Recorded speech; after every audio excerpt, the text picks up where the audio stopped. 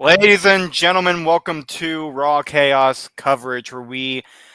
There's a reason why Nick has his finger up, and we'll get to that in a moment. We are after Evolution, after Saturday Night's main event. We have a lot to cover already for SummerSlam. Nick, Furious Nation, how's it going, man?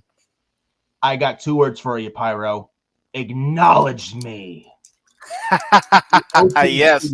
Roman Reigns back for the first time since the Raw after WrestleMania 41, where he got destroyed by Seth Rollins and Braun Breaker. And he's back. He saved CM Punk and Jey Uso from a beatdown from Braun Breaker and Bronson Reed, helped Jey Uso up, and was in the ring at the same time with Jey Uso and CM Punk. CM Punk, speaking of which, is going to SummerSlam against Gunther for the World Heavyweight title. A lot of SummerSlam build. The SummerSlam card finally now starting to slowly but surely pick up. And what a damn good fucking Raw tonight. A lot of storyline progression, a lot of storyline focus, a lot of SummerSlam build to get you excited for SummerSlam with 3 weeks to go till SummerSlam at MetLife, which I will be there live both nights, August 2nd and August 3rd, by the way. And the SummerSlam card, how it's shaping up to be, Pyro, what a damn, I'm telling you, man, what a card we're getting, I mean, the card we're getting, damn, I mean, it's going to be, I'm excited for SummerSlam. It's going to be a good show. It's the card, how it's shaping up. Talk about a damn good card. Oh yeah, dude, it's very exciting. It's going to be very it's probably going to go down, and unfortunately, it has to be ruined by. I mean, you know my thoughts. It's going to be ruined because of Cardi B and Jelly Roll, but at the same time, it's going to be definitely one of the best SummerSlams produced. Roman's back, Seth is out, but I feel like that might have some kind of plan going into SummerSlam. You paid attention to Paul Heyman. He said the briefcase has you have to cash in within the next 12 months. Yep. Seth's going to be out 6-9 months. That's well before 12 months. And I actually like the fact, and Heyman brought up the point, Seth, he's not losing that briefcase. He has 12 months to cash in, and he's out 6-9 months. He has well enough time to cash that in when he gets back. So honestly, with him out for a long time, no one's going to be really thinking about it. It's going to be unpredictable, and when he comes back, he'll cash it in. Honestly, this may work in his favor. It sucks, but they say everything happens for a reason. So I'm glad Paul Heyman brought that up, because it would have been dumb to take it off him. It would have been creative to have a Money in the Bank match for the vacant briefcase at SummerSlam, but it's also stupid. Why would you take it off Seth? Because, it's like he's not going to be out 12 months. It's just, why would you take the briefcase off of him now when he's going to be out before 12 months? So I agree. Paul Heyman brought that up. No, I agree with that, and I think I would not have liked if Seth would have gotten rid of the briefcase. What's up, Chad? Chad, thanks for stopping by. We have another viewer as well. Guys, comment down what you think about Raw. Great show tonight, but I think Seth Rollins, if he would have vacated the Money in the Bank briefcase, that would have been stupid. If anything, I actually think it would be fun if we have two. Like, let's say he had to be out for an entire year, right? I think it would be really funny if we had Seth Rollins come back at Money in the Bank next year as a Money in the Bank holder, challenging the other Money in the Bank holder to see who is the undisputed Money in the Bank briefcase holder. That would be funny to me. I don't know why, but it would be funny to me. It would just be one of those things, like just another creative thing we haven't seen yet. So there are ways you can keep the briefcase with somebody and still have relevancy of the storyline. But it does suck that Seth Rollins is going to be out, and I read something he's going to be out for at least 4 or 5 months, like almost at least 6 months. That's going to suck. I read that earlier before even Raw came on the air on Netflix tonight, and that's a damn shame. And I thought at first, and Pyro and I and Mitch were on the Saturday Night's Main Event live watch stream this past Friday. During the stream, I thought the injury wasn't that bad, but looking more but the past day yesterday, looking more then I looked more at it, it did not look good at all, and it looked pretty bad.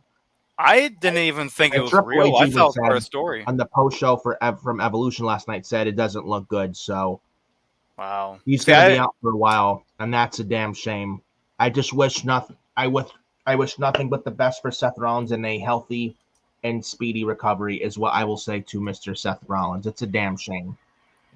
But I mean, if he's out like at least 6-9 months, he'll be back before when he comes back, he'll have plenty of time to cash that shit in. And as soon as he comes back, he's cashing that thing right in. He's gonna win. Mark my words. I'm calling it now. So when that happens, you know exactly where you heard it from and where you heard it from. Right here. Remember, clip it. Remember this right here.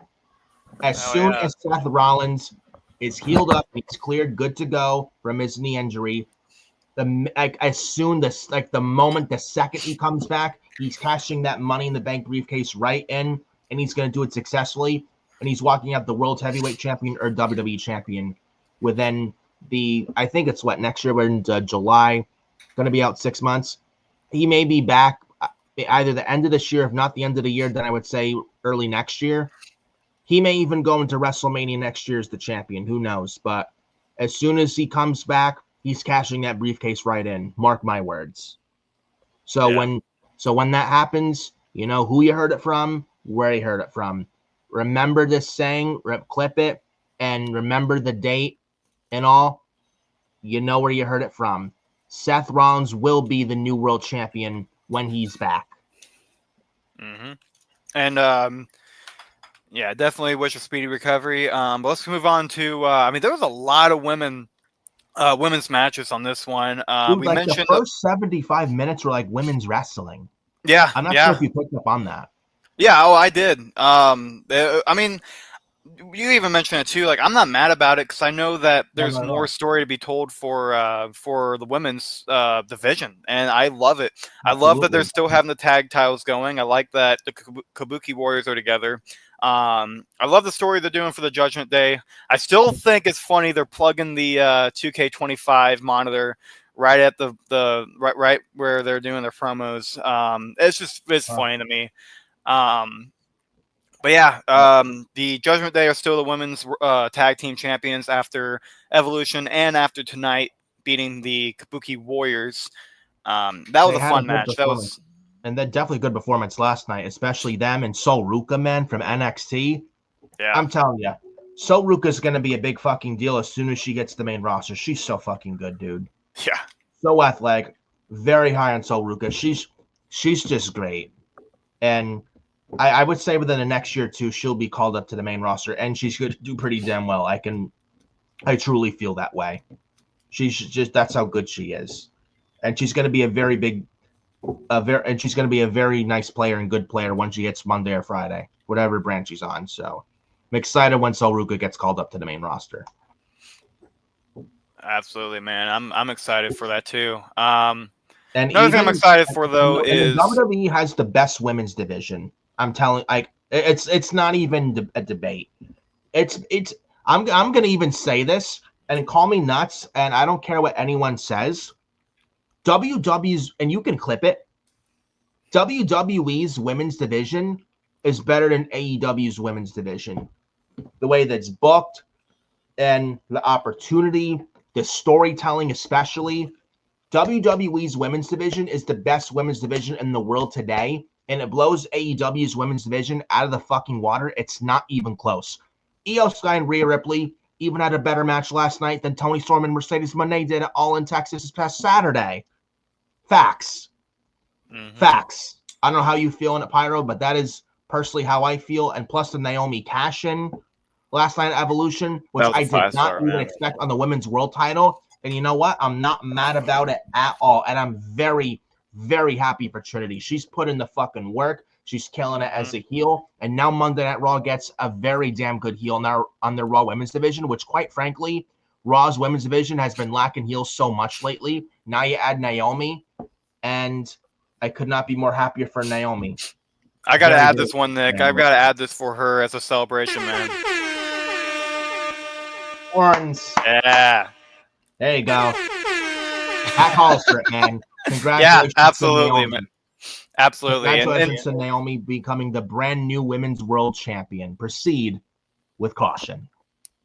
Shit, Rhea did it, man. Rhea did it, and we're going to have that triple threat. I think that's going to be I think that's going to be the night one's main event. I don't think it's going to be CM Punk and Gunther. I think it's definitely going to be the triple threat going on night one, going at the main event on night one, because I mean that's just such a, they deserve it. I'll just say it like that. They deserve it, man. All three of those women deserve it, and I don't mind having this world where both women and men matches are the ones main eventing each show, right? Like, right. Of course, you know, I guess star power, it did make sense for the triple threat for Punk, Roman, and Seth to main event night one, but I would not have been mad if the other triple threat for the women's world title went on last. Or, well, actually, I would have been mad if it was Charlotte and Tiffany Stratton, because those two are god awful. But, well, we love Tiffy time though. I don't. You do. I don't. She's very talented though. But I mean, the build wasn't good. But Charlotte really sabotaged the build when she could have made Tiffany better, but she didn't. But speaking of Charlotte, I can't believe I'm saying this. I'm one of the biggest Charlotte Flair haters. However, she really, like, I don't know how you feel. Ever since her pairing with Alexa Bliss, and I picked up on it this past Friday, and even especially more so last night at Evolution, for the first time in years, Charlotte is feeling herself. I feel like this Alexa Bliss pairing has been, I honestly think Alexa saved Charlotte's career, because Charlotte was always in the title picture, shoved down her throats, the same queen gimmick, same old shit character for 10 years.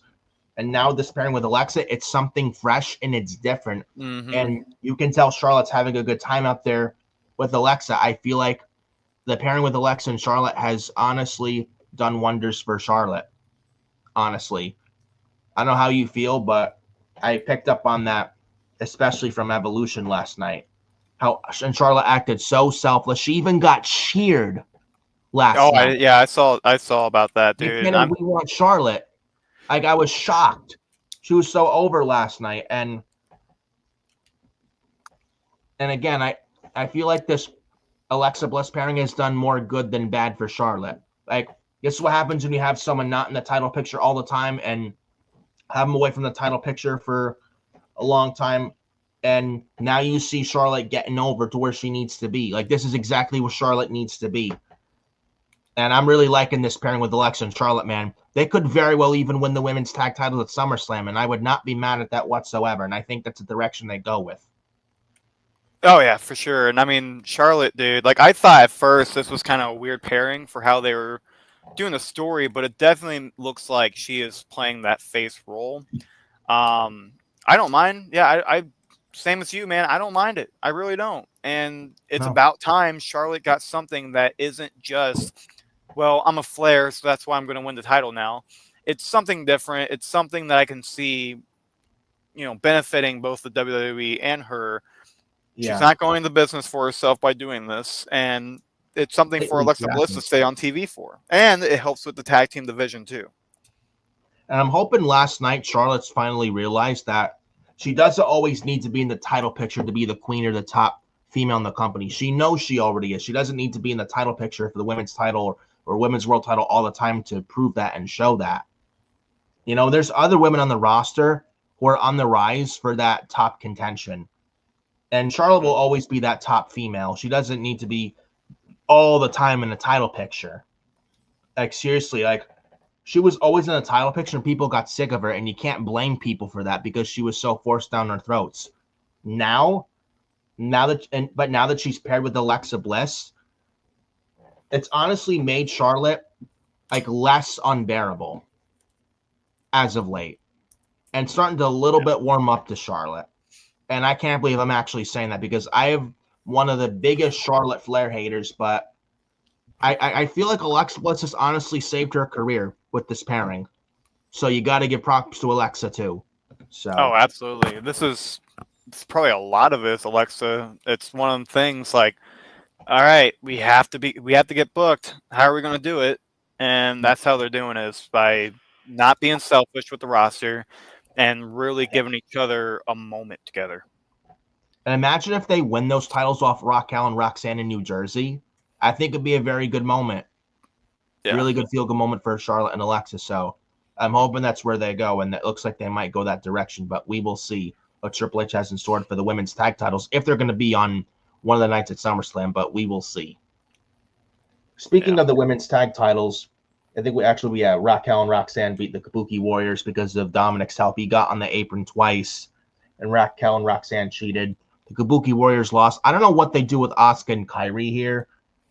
At some point, I would have Asuka go heel and feud with Kairi. I think that could be something, and that would be another good story for the Raw Women's Division because both Kairi and Asuka have history. Kairi's a very good singles wrestler. Asuka's a very good singles wrestler. She was one of the most dominant NXT Women's Champions in NXT history outside of Shayna Baszler.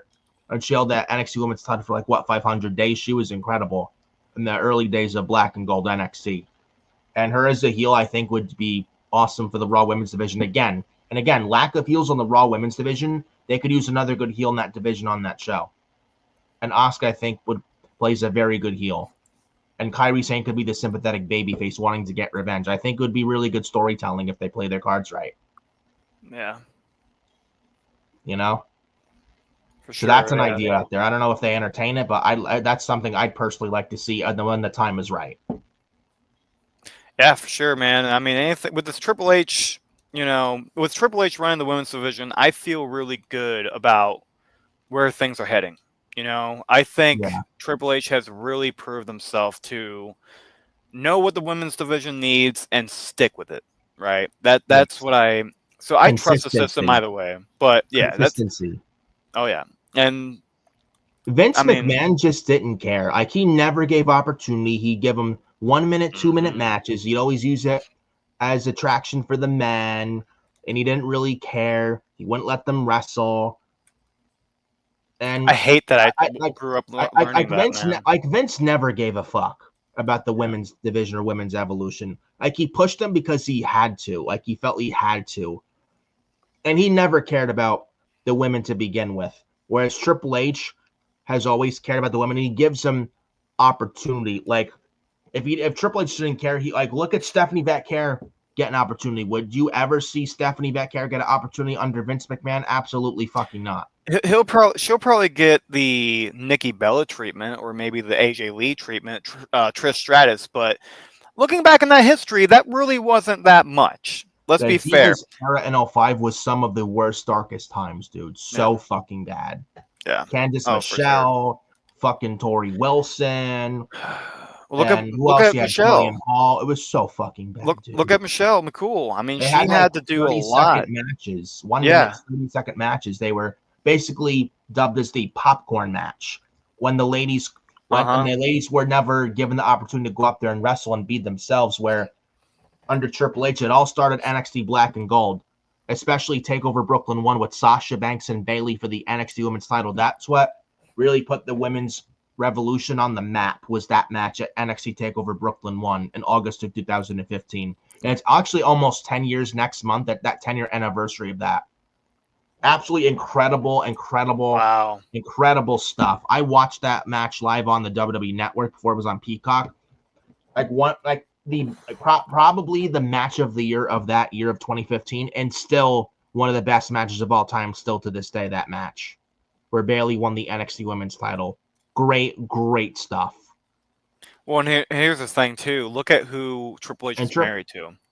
Yes. You know what I mean? Like Stephanie was a massive advocate. Advocate for the women, advocate for the division, advocate for her own roster. Like, she was always somebody where Vince was calling, like look at Cena, for example. If there was somebody on the roster that, wasn't up to par for Vince, Stephanie saw what their saw what they were bringing to the table, and then realized, like, oh, these guys are actually, talented. You better look at these guys again, or I'm going to put them on my show. And then we have Super Cena now. We have what John Cena became from that. Yeah. Like overall, Vince McMahon never gave two shits about women's wrestling, whereas Triple H, he actually gives the women opportunities to show what they can do. Again, all state starts at NXT Black and Gold, and And you look at who they have: Io Sky, Rhea Ripley, Naomi, Stephanie Vetker, Julia, Jordan Grace, Blake Monroe, etc., etc. I will say, though it's not perfect, there are still issues, and it's still not where it needs to be. I will say, though, even despite all that, it is a lot. The women's division, not just that, but I think that I feel like things are much better under Triple H than they were under Vince. Vince gave a lot of good memories over the years, but over time it was time for Vince to go. It was time for him to step down. Like he should have stepped down. Honestly, like guy should have stepped down at least a decade ago. At least a decade ago, it was time for Vince to step away and move on with his life. You know, well, and it was hurting badly.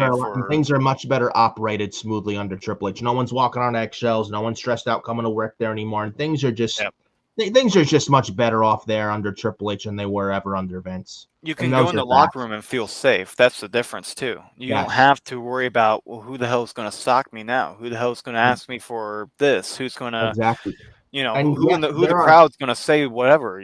Like it's very safe now.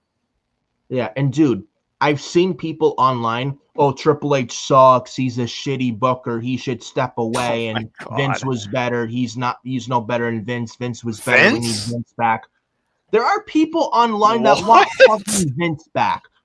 Anybody who wants Vince McMahon back, I'm saying this to you right now. You're a fucking retard. Yeah, seriously, you're a fucking retard. You're a fucking idiot. That's the only time I allow that on the channel. I'm okay with you saying that right now. Other times I would hate it, but that's right. That slept out, but no. That's honestly a good time to say it. 'Cause that's horrible. People think he needs to come back. That's horrible.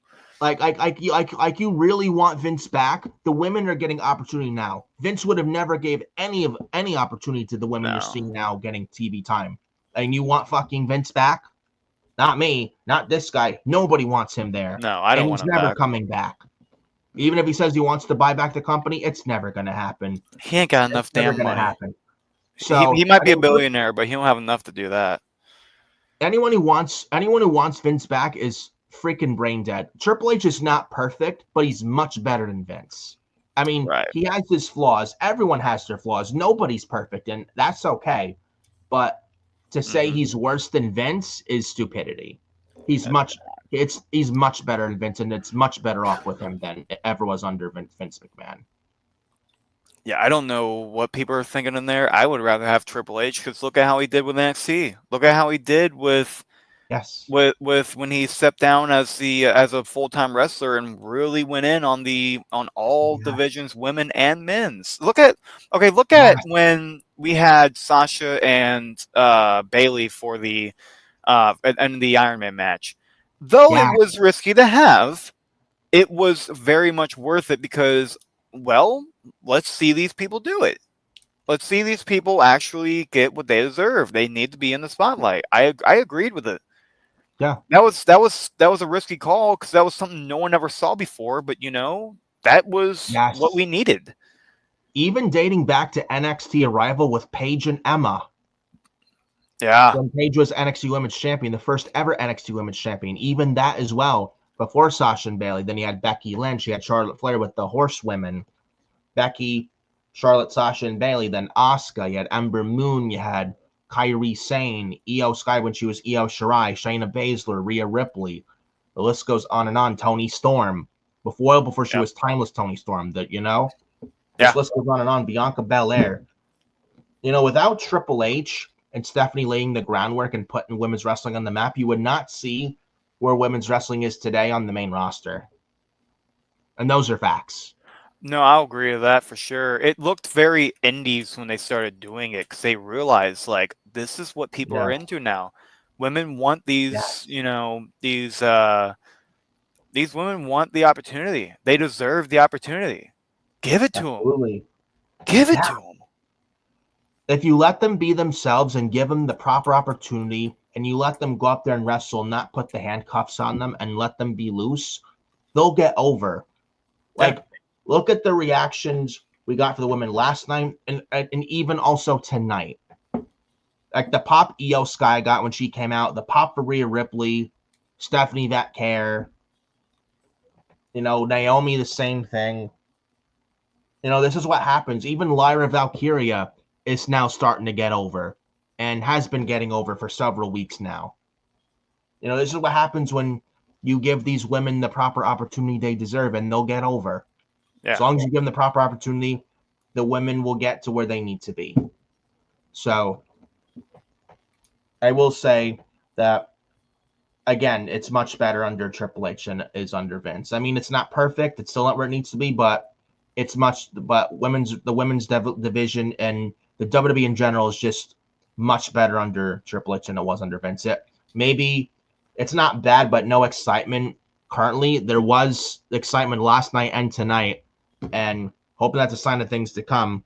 But again, the product as a whole, the WWE product as a whole, is a lot better off under Paul Levesque than it was under Vince. So anyone who says that Vince should come back, it's not even an opinion anymore. It's just blatant stupidity. Yeah, I agree with that. These are those who want Vince back.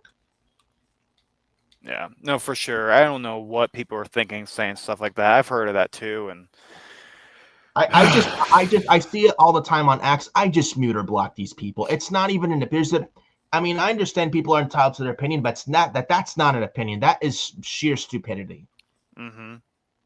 Blatant and sheer stupidity. I just mute or block these people, Pyro. I really do, because I don't want their stupidity on my timeline, and I don't want to lose brain cells reading their just ridiculous comments. Oh yeah, no, I don't, dude. It's much better under Triple H, and Vince ain't ever coming back. So I'm telling you that now. But we have Naomi open the show. Speaking of the women, nice reaction, and Pyro, what a damn good heel Naomi is. She is doing so good as a heel, so fucking good as a heel. Ever since she turned heel in March, she's fucking killed it. She had a very good match with Jade Cargill at Evolution, no holds barred at Evolution. Even though she lost to Jade, didn't matter for Naomi, because that L turned to the biggest W last night at Evolution when she cashed in her Money in the Bank. And Naomi's really coming into her own, man, especially from the days of the Feel the Glow gimmick. Mm-hmm. You talk about a woman who walked out of WWE with Sasha Banks in May of 2022. Then 2 years ago, 2023, she, as Trinity, went to TNA, bet on herself, became a big success there. Then came back to WWE last year, the 2024 Royal Rumble in Tampa, which I was there live. And now that she's a heel, turned heel early this year, it's like she wasn't doing much of anything in 2024, and she was a babyface, but now she's really coming into her own, and I love that. It's a beautiful thing to see her grow, and she's only going to get better and bigger from here on out. I'm telling you. So I love that. It's incredible what she's been able to do since going to TNA, and like we were saying, I mean, her heel work is phenomenal, and I thought it was kind of weird she turned heel, but then, beware, this caution gimmick, that was pretty damn creative, honestly. Caution. Yeah, proceed with caution. Thank you. That was pretty damn creative. Yep. I have to say, very creative, and something that I am very invested in. And it was just weird at first. I'm thinking like, caution, what the hell does this mean? But now I see what it means. And now I see why it's getting over. Yeah. Naomi got a nice pop. Rhea got a nice pop. She's talking smack to Naomi. Then Io Sky comes out. Man, that outfit Io Sky had tonight, holy shit. Yeah. I'll tell you. In Io Sky, I think Dave Meltzer said after Evolution last night, Io Sky, one of the best wrestlers on the planet. And I'm glad he said that. I'm not high on Dave Meltzer, but he, for once, said the right thing. Io Sky is one of the best on the planet. What a match she had last night with Rhea Ripley at Evolution, man. That may even go up as match of the year by the end, around the end of this year for the year-end awards on Fiore Nation here on YouTube. That most likely than not is going up there for match of the year for this year for WWE. Io and Rhea from last night's Evolution. Yeah, dude, 5-star. Absolutely 5-star. No doubt. Then Adam Pearce comes out. He announced the triple threat for the women's world title at SummerSlam. I know we got a triple threat for the women's world title at WrestleMania this past April. And we get it again at SummerSlam. I'm not mad about this at whatsoever because I feel this is what they could do. Naomi is going to go to SummerSlam as champion. She's going to retain. I think she gets Stephanie Vetcare at Clash in Paris, August 31st. Stephanie Vetcare may very well win. Or if they have Naomi win, remember, they have Perth, Australia, mid-October, Crown Jewel. Who's to say they don't want Rhea Ripley going into that show or win the title at Crown Jewel in Perth in Rhea Ripley's home country? You know, business-wise, it would make sense. Who's to say they don't have that in the back of their mind? Something to think about. Maybe they don't want to do Stephanie and Rhea that early. Maybe that's why they give Naomi the title last night. And there's also that story that Rhea has never beaten Io. So that's another thing to think about. So there's another big story right there. I like that. And I mean, and Naomi and Io and Rhea, you thought Io and Rhea last night was great. Wait till SummerSlam with this triple threat with Io, Rhea, and Naomi. These three ladies are gonna fucking kill it, and I'm excited. Oh yeah, no, I'm excited for sure because I think it could be. I genuinely do believe this could be the main event of night one, and it's something that is. It's just you can't have that end of Evolution continue it and not have it be still a big deal because it is a massive deal now. They made it a big deal. They worked their ass off to make it a big deal. I would have said Punk and Gunther main event night one I give there's going to be a Seth cash-in, but now that Seth's going to be out for a while, I would have the women's world title triple threat matches main event at night one, and then Cody and Cena night two main event is how I would book it. Yeah. Oh yeah. Right. Speaking of ladies, 2 out of 3 falls match. Winner goes to face Becky Lynch for the Women's Intercontinental Championship at SummerSlam. Lyra Valkyria and Bayley. This was also very, very good. I don't know how you felt. Lyra and Bayley, like their first match was all right, but after that, man, the chemistry and that Bayley and Lyra have, man, is absolutely fantastic. Yeah. Oh yeah. No, they have absolutely great chemistry, and even when they mess up, they're able to bring it back, and that right there, it shows a lot. It shows a lot, and the thing is, I enjoy when people have chemistry outside of the ring and in the ring, and I really appreciate the fact that they're able to express that in the ring. Yeah. And so it's really nice to it's nice to see how they are able to just bring so much out of themselves. And now we have Becky and Lyra again. And those are yet more people that know each other in the ring. They know how to work. And then after this, P. Diddy fan. P. Diddy fan. He sent the same message. Okay. Why do we? Do you have the baby oil right? And they used it all at Evolution. Dude. Yeah. Let's not show that guy again. This is not. I mean, not that kind of platform. We're not a PG. I mean, we're not a PG show, but inappropriate stuff like that is a no. So please don't. We still like to have respect for people. The viewers, exactly. So with all due respect, please, P. Diddy fan, please don't do that again.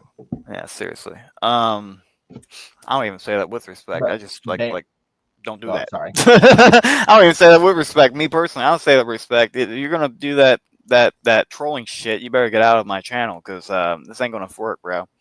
This ain't gonna happen. You ain't gonna troll on that channel. So, P. Diddy fan, that's warning 1. If you do it again, we may have to consider kicking you out.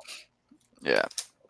But was there anything else we needed to cover?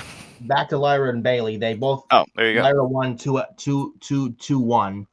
There was she did some nice spots she tried a sit out power lift to sit out power bomb. I don't know. One time it looked like she almost dropped Bayley in her head, but then she finally got it. But either way, it was a good match.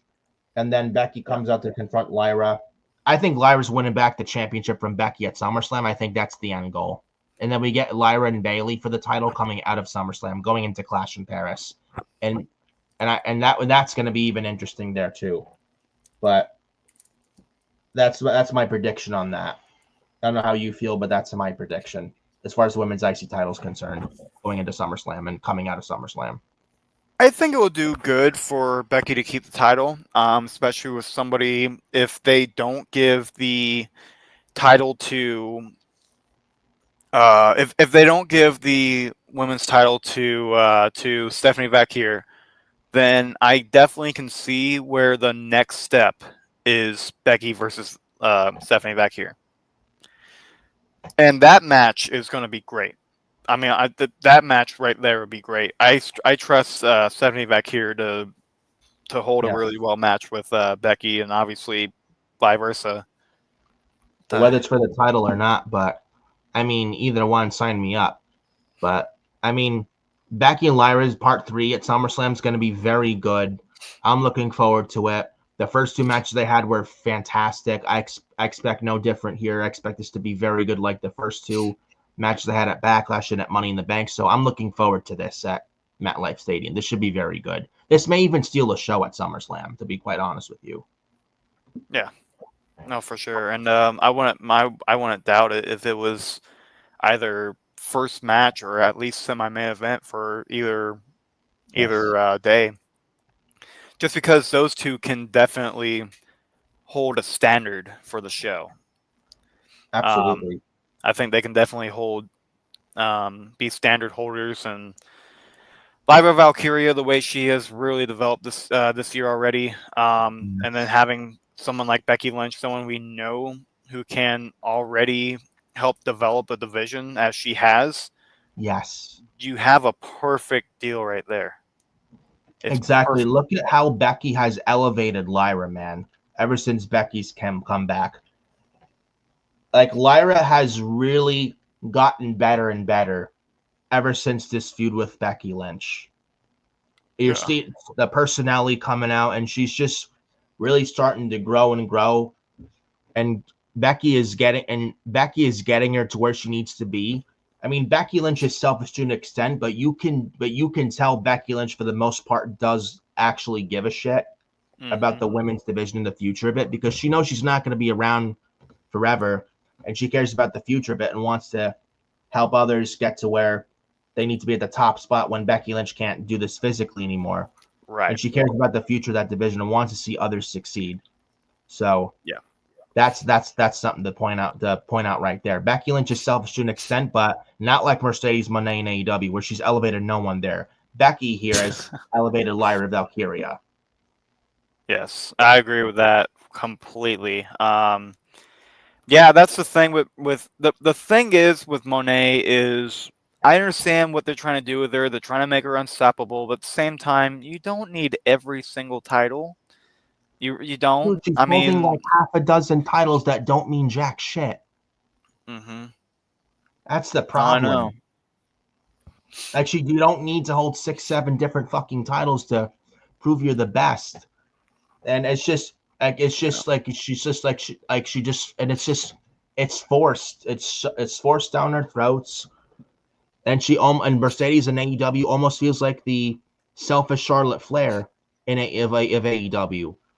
Charlotte at this time doesn't feel like how Charlotte was selfish. You're seeing that now in Mercedes and AEW, and the Charlotte currently feels like a different Charlotte ever since the pairing with Alexa Bliss. Go figure, bro. Who would have thought in 2025 that Mercedes is the Charlotte Flair, and Charlotte? I could have thought of that, and Charlotte has actually been tolerable as of late. I'm shocked I'm even saying that. I'm not shocked because I saw this shit coming from how she was doing that in WWE. I saw her doing that in WWE, and I'm thinking, well, here we go. Yeah. Well, when I say shocked, I'm talking about Charlotte, but Mercedes, man, it's like I don't know. I feel like Tony Khan truly overpaid her, and they do say money does change people. I really feel Tony. She thought she was hot shit. Tony overpaid her, and I think it changed Mercedes, and not for the good reasons. Well, here's the thing with Mercedes Moné and Sasha Banks too. She's great. I love Mercedes, a great wrestler, but to overpay her, that's not good business. They overpaid someone who botches a lot. That's my problem. She botched so much in WWE. She botched a lot. It's not even just like she had legendary matches, but at the same time, you don't have this like let's say the Hell in a Cell match with Charlotte, right? There were a lot of botches there. There were a lot that Charlotte or that Sasha could have avoided, and just couldn't live up. She had so many matches to live up. She had so many opportunities to live up, and she didn't. She was not that entertaining. I don't know what people saw in her as Sasha for the Sasha Banks character. It just I didn't like it, and other people did for the character wise, yes, but that's fine. But then I'm looking at the wrestler, and the wrestler not really that entertaining. So then yeah, when you get when she was trying to do that, pull that money card with Vince is like, bro, you're not that hot shit, because she's really not. And then Tony's like, oh my god, I'm a nerd. You know. Well, Tony Khan's a mark, but Tony Khan's a money mark, but Mercedes is one of the best wrestlers out there. It's just the way she's overpaid. The problem is not her in the ring. She's one of the best wrestlers out there, and she's really incapable of having a bad match. She's one of the best out there and one of the top females in wrestling, and she is that damn good. It's just the way you give her free control and you overpay her. That's the problem. Where if she was back in WWE, I guarantee you it'd be a much better and much different Sasha back in WWE under Triple H than it ever was under Vince and under Tony Khan. And those are facts, because Triple H is an actual leader. Tony Khan is not a leader. Tony Khan's nothing but a money mark who just wants to buddy it with everybody. Wants nothing to do with any drama or controversy or anything like that. Where Triple H is an actual leader, where AEW has no leadership whatsoever. That's the problem. If there was real leadership in AEW, you would not see this shit with Mercedes whatsoever in AEW. But nobody respects Tony Khan because he's too nice. Triple H, however, they do respect him because he is an actual boss, unlike Tony Khan. And that's the difference between WWE and AEW. He's too nice, but he also doesn't understand the wrestling business as a whole. He might think because he's a fan, he understands, but you can't understand until you truly have been through the wrestling business. I'm currently learning in the wrestling business myself. Just because you have money doesn't mean you're all of a sudden going to be a good businessman. What creates a good locker room, what creates healthy what's that called? What's that called? Like stamina. What is? Yes, thank you. God, that's the word I was looking for. When you have locker room morale, when you have in-ring morale, when you have all that to cover, that's what we have to cover with the wrestling company I represent. The first thing is everybody healthy? The second thing is, are there people? Is everybody able to coexist in the locker room? And that's the two things. But also the fact: do people know their place? Do people know their place? How many egos do we have? If there are egos, we are going to be very cautious of how we're going to book you, because of the fact we don't want your ego to get in the way of the business. The problem is Mercedes Moné, Kenny Omega, currently Jon Moxley, egos. Egos are destroying the company. Well, I'd say Omega, because with the Punk and the Elite controversy, Omega was actually the only one of the Elite that actually wanted to do business with Punk. It was really the Young Bucks who wanted to act like children. Oh, that's a problem too. Yeah, wanted to do business with Punk. Kenny was actually the only true professional out of the Elite to actually sit there and say, you know what, I may not like Punk, but I'm willing to work with him. Yeah, okay, that's true. And you know, I think there are a few things. Kenny Omega did actually say that. It is up there. He did actually say that. Hey, if that's true, then there you go. I think even with New Japan, I kind of see an ego with him. But I mean, I can definitely accept that with the Punk situation. And Young Bucks have been very much known to be that egotistical, group where it's like, I used to like the Bucks. Now I can't fucking stand them. I've always hated them. It's the same reason I hate Jey Uso. It's the exact same reason I can't stand Jey Uso. You can't have an ego. Man. Yeah, you can't. I like the Yeats. They're very engaging. It's very entertaining. But you can't act like you're a main eventer, and you can't act like you are a top guy when you only know one move, a super kick. When you only know certain moves, the frog splash, the spear. He's taking shitty spear, by the way. This Jey Uso does, dude. Seriously, I hate that. I hate the fucking spear that Jey Uso does. It looks like shit. I'm sorry, it looks terrible. Yeah. No, I agree with you wholeheartedly. But moving on though. Speaking before we get to the main event of the show, Nikki Bella beat Chelsea Green. Chelsea Green of the Secret Service from SmackDown made an appearance on Raw tonight, and apparently I think Chelsea Green wanted this match, and maybe Chelsea didn't want to wait long, but I mean, nice to see this match. And Nikki Bella, man, not the biggest Nikki Bella fan, but I gotta admit, she looks great. She looked good until, I mean, that last move was definitely really the Rack Attack 2.0. Yeah, I don't the way Chelsea Green sold it looked terrible. Yeah, Rack Attack 2.0. It looked like trash. I think it was a fun match.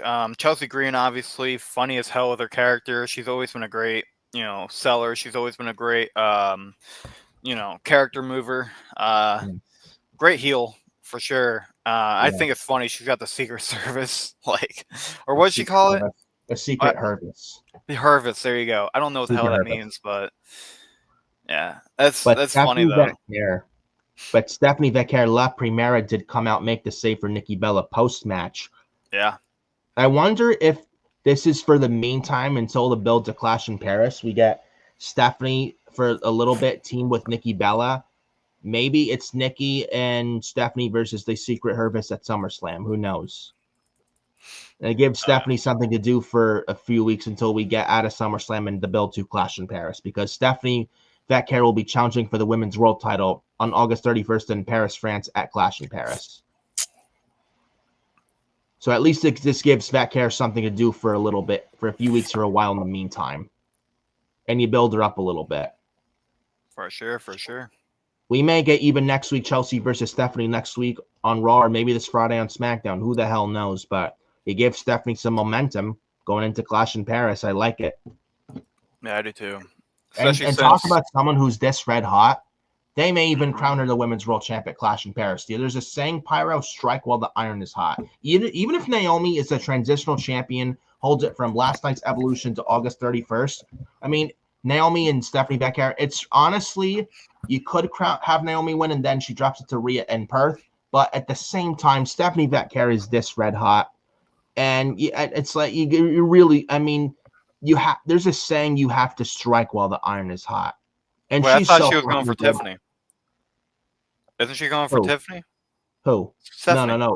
No, they said tonight Stephanie Vecchia is challenging for the Women's World title at Clash of Paris. They announced it during the show. Oh, okay. The interview with Stephanie. I thought it was Tiffany. Okay. Well, hey. No, it's Women's World title. Oh, that's weird then, because you have two red hot. That's good, though. That is good. But, damn, you have two red hot workers, man. But more so, Stephanie Vecchia. They may have no choice but to crown Vecchia at Clash in Paris. You got to strike while the iron is hot, because if you don't crown Stephanie Vecchia in Clash in Paris, is she still going to be this red hot coming out if she loses? And you don't really know that for sure. Like, she's this scorching hot. Like, it may be the right move to crown her at Clash in Paris. It might be.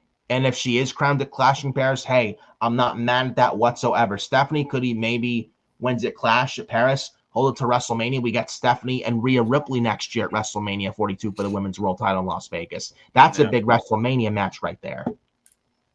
For sure. But we'll see what happens at Clash in Paris with La Primera Stephanie Vecchia. But then we had a little backstage thing with the World Tag Team title situation. I don't care. We had world champion Gunther make a segment. Braun Breaker and Paul Heyman come out. We had a stare down with Braun Breaker to Gunther, which looked fucking great. They teased that as well. And they have the gauntlet. Braun Breaker's the first one out. He starts with Penta. Penta's out. after Braun Breaker speared him in midair with a Penta went for a springboard. He got caught in midair with a midair spear. Braun Breaker eliminates Penta. Then out is LA Knight and Braun Breaker. LA Knight gets speared. Braun Breaker eliminates LA Knight. Then it's Jey Uso and Braun Breaker. And you see why I don't like Jey Uso. He comes out, beats up Braun Breaker, does a dive to the outside the breaker. Then he does more yeet. He's like he yeets for 4, 5, 6 minutes. And I'm sitting there like, why? Why? And this guy was the world champion, Pyro, from April to June. Let that sink in, Pyro. Yep.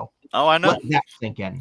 And here's the thing: people keep saying how he should never have lost it. And you wonder why he was a shit world champion, and no one took him seriously. Now you see why. It's entertaining. It's funny, but it's not world champion material. It's just not. It's like dancing like a goofball clown. Like, no one takes you seriously as a world champion. You're doing that shit. And he does it for 6 minutes straight. 6 minutes straight. My God. I'm now you see why I'm happy Gunther took the title off Yeet Man last month. Now you see why. Now you exactly see why. And this guy won the Rumble in February and won the world title by tapping out Gunther in 2 seconds at WrestleMania this year, night 1. Let that sink in. Let that sink in, dude. Yeah. I guess it really turned me off. It really, really did. But Jey Uso and then he hits a shitty spear on Braun Breaker. That's another thing. Like I said moments ago, Jey Uso needs to kill off that spear he does. It looks awful every time he does it. It's not even his move. Like, get rid of that shit. It never looks good when you hit it. Stop doing the fucking spear. It's Roman's move and Breaker's move. Let them do it because they do the move a lot better than you do, Jey Uso. Just stop. Seriously. Stop doing the spear, Jey Uso. It never looks good when he does it. Yeah. Then he goes top rope. Bronson Reed cuts him off. Now Michael Cole did mention there was no DQs in this gauntlet. I thought there were, but Michael Cole mentions no DQ in the gauntlet match here. Bronson Reed then pushes Jey Uso off the top rope. Braun Breaker hits the running back and forth rope spear to Jey Uso. Jey Uso's out. Next time the Braun Breaker CM Punk. And then Bronson Reed was about to do the same thing to Punk, what he did to Jey to cause Jey's elimination in this gauntlet. Jey Uso, minutes after he got eliminated, comes out, makes a save, and takes out Bronson Reed with an outside dive. Then Braun Breaker is going for a spear. It's countered. CM Punk gets to go to sleep on Braun Breaker. 1, 2, 3. CM Punk wins the gauntlet. Breaker runs the gauntlet, looks pretty damn good here. He's a future priest of the company, one of the many future priests of the company for years and years to come. And CM Punk wins this gauntlet match and will go to SummerSlam at MetLife to wrestle Gunther for the World Heavyweight Championship. That's going to be great, and I'm looking forward to that. And then we had the post-match Punk beat down by Braun and Bronson. Jey Uso tries to make the save again. He leaves after he suicide dives Bronson. Then after Punk won the match, Jey Uso runs down the ring. His music hits. Then he gets taken out by Braun and Bronson. Then Bronson Reed was about to do a double tsunami to both Jey Uso, CM Punk, and then you hear the theme music of the OTC Roman Reigns, and you hear fans chanting OTC, and that crowd in Birmingham, which was a very good crowd by the way tonight, they went nuts when Roman Reigns came out. He makes a save for Jey Uso, CM Punk. He gives Bronson Reed a Superman punch. Braun Breaker tries a spear. He goes shoulder first to the second turnbuckle. He eats a Superman punch. Then Roman Reigns sets Braun Breaker up for he sets Braun Breaker with a Superman punch. And then I think another one on Bronson Reed. Then Roman Reigns hits the spear on Bronson Reed. There's Roman Reigns. Roman then helps Jey Uso up to his feet when he was sitting down in the bottom corner turnbuckle in the corner. Then Roman stares at CM Punk. Roman, and Punk are in the ring together. And Roman Reigns OTC is back. He was advertised for SummerSlam, and we're going to get Roman at SummerSlam. Roman and Jey versus Braun and Bronson. Sign me up. I have no problem with that at all. Punk, Gunther, Roman, Jey versus Braun and Bronson, Lyra, Becky, Naomi, Io, Rhea. SummerSlam is shaping up to be a damn good show. with the Raw side, man. I'm telling you. And very happy to see Roman Reigns back. He's back for the first time since the Raw after Mania this past April. TV's just better when he's on there. I don't know how you feel. That's just how I feel. There will never be another Roman Reigns. I know he's part-time. He's never going to be full-time ever again because of his Hollywood schedule. But every time he's back on TV, it just makes TV that much better, no matter what you think of him. I'm not the biggest Roman Reigns fan, but again, when he's on TV, it's a big deal, and I'm very happy to see him back.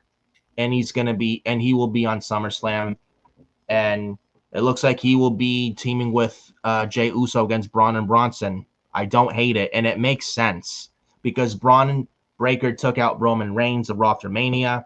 You got Bronson Reed in the Seth faction. Jey Uso's been involved with this Seth faction against the Seth faction as well. So I don't hate it whatsoever. Yeah, it's well, and here's my dream match is Roman and Braun Breaker, so we're kind of getting that anyways. And it just works with the fact that, you know, Jay and Roman cousins, you're still playing along with the bloodline gimmick technically.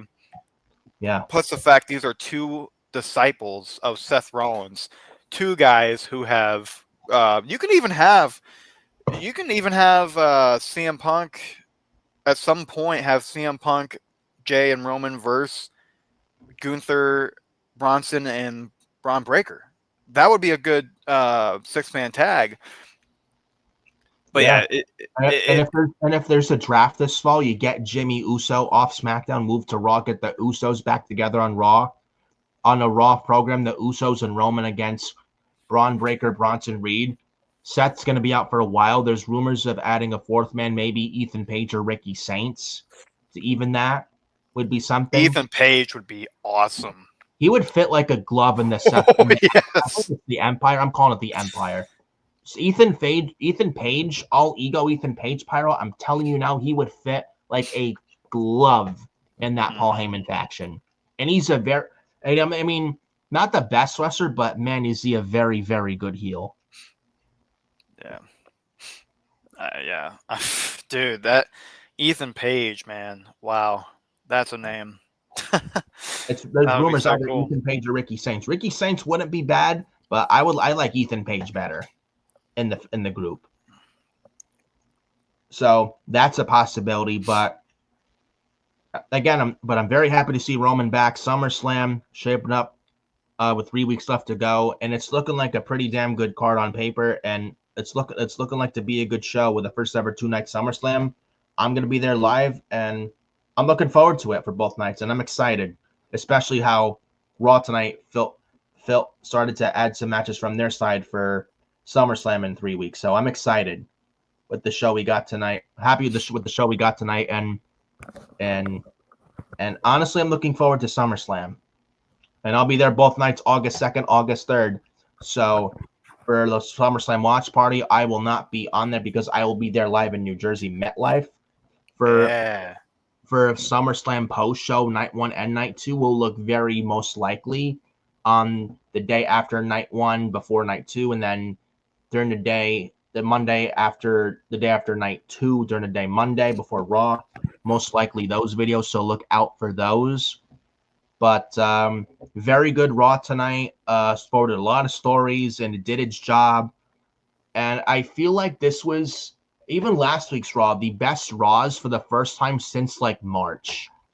And lately, the product's been very safe. And we got a banger show last night. Really, really good show tonight. Solid show last Monday. I'm hoping this is a sign of things to come because lately they've been playing it safe. And they were in that WrestleMania lull. I'm hoping they're now starting to pick up steam again. And tonight looked like a step in the right direction. So hopefully that's the case. Yeah, for sure. And I mean, the whole this whole weekend was just filled with really good and really just different stuff, you know. And I'm excited for the WWE because I know that there's now more stories coming out. You're keeping the same stuff, yes, but you're also making relevancy of what could happen. You know, it's like Yes. How do we get a rivalry to stay a good rivalry? Well, exactly. they've been doing a good job with that. They've been doing a good job, like bringing in LA Knight, bringing in guys like now Roman Reigns, having Punk go after Gunther, while hey, Seth at the time is still leaking in the lurking in the shadows. And he still has the briefcase. And he still has the briefcase, even though he's injured. I'm glad they didn't take it off of him. Yeah. Quite frankly. Oh yeah.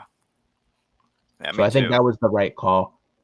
And this is and lately WWE, it's like almost every other week of PLE, just too many shows. Now they can finally start building towards one show at a time, like SummerSlam in 3 weeks. I know it's 3 weeks left to build, but now they can finally start to concentrate on SummerSlam. And then after SummerSlam is 4 weeks until Clash in Paris. That's a lot better than like 2-week build for a PLE.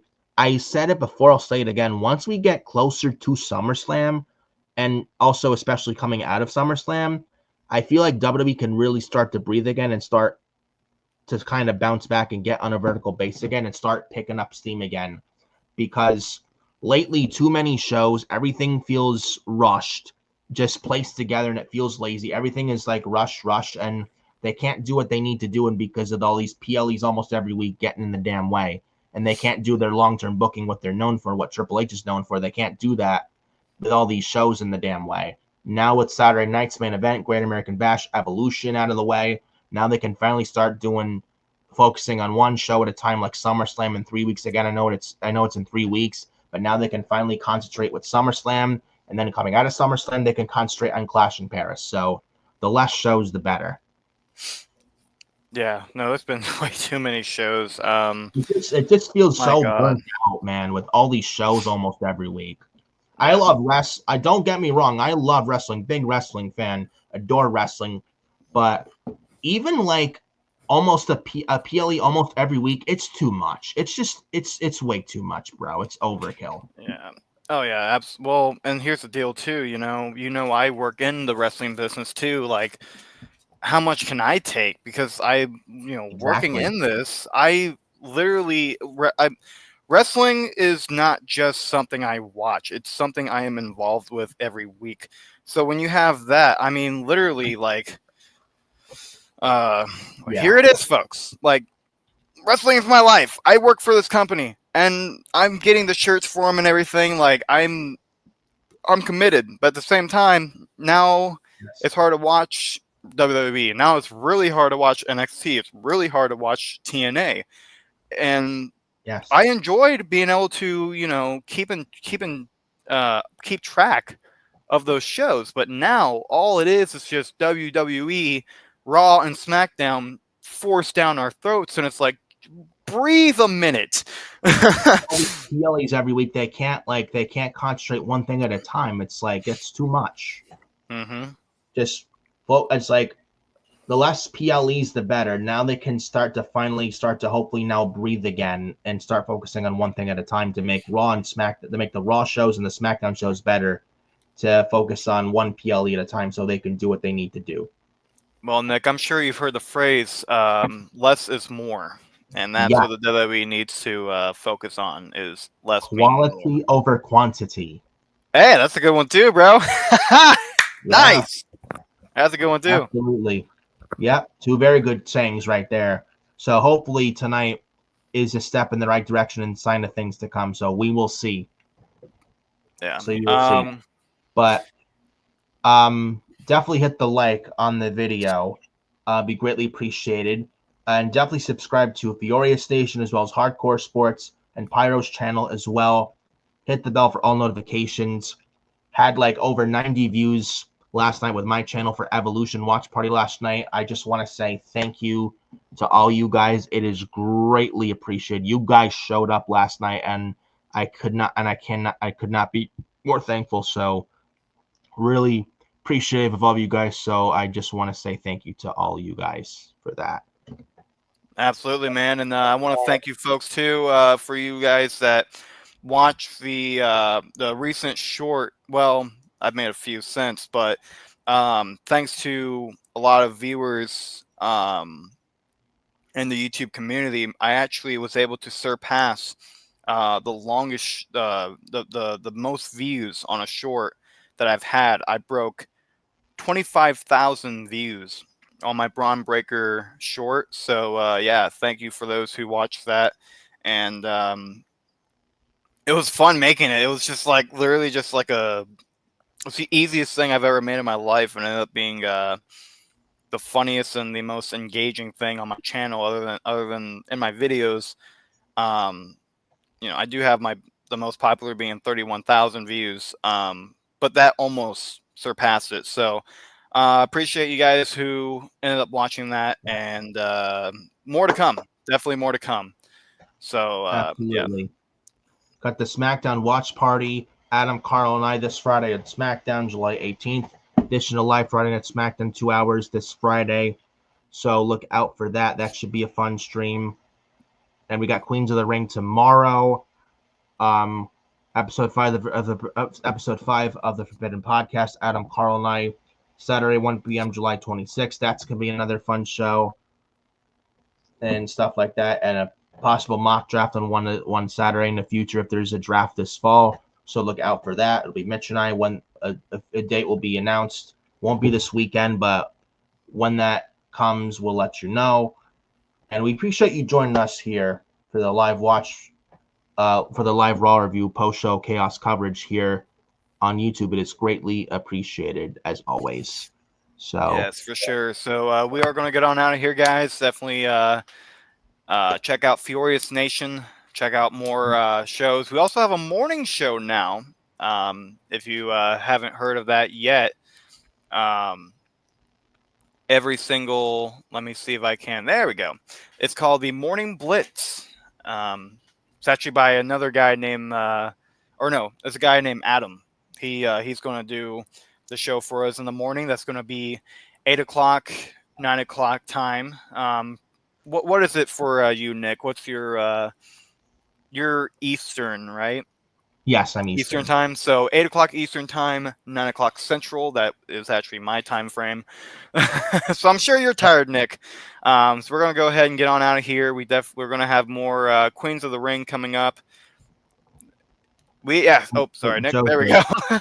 Joe says, acknowledge your tribal. Yes, absolutely. Acknowledge. Absolutely. We are acknowledging. Subscribe to Joe as well. He's going to be doing some fun stuff on the channel. And he's going to be doing some interviews as well. So definitely check out more Hardcore Sports Network with Joe, Mitch, Nick, and I, and Adam for the morning show. A lot of cool stuff coming to Hardcore Sports Network. You do not want to miss it, but we thank you all. Acknowledge the Tribal Chief and acknowledge the Hardcore Sports Network. Thank you all for tuning in. Have a great night.